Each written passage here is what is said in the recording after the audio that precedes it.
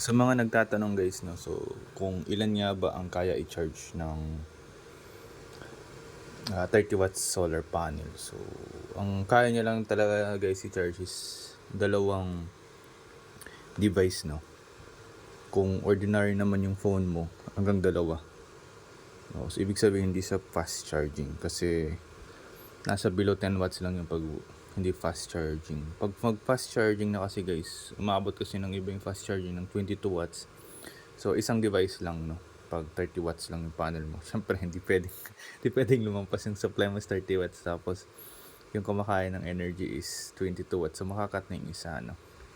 So ganun yun guys. So kung nagamit kayo ng ganito 4 slot na USB fast charging, at least nasa lampas sa 60 watts ang solar panel, no, para ma-activate nyo yung apat, no. Okay. So baka may makapanood ito magtataka ba't ganito. Sira na kasi yung battery ko guys, no. Kaya ganyan. So ang purpose na niya lang ay para ma-activate to.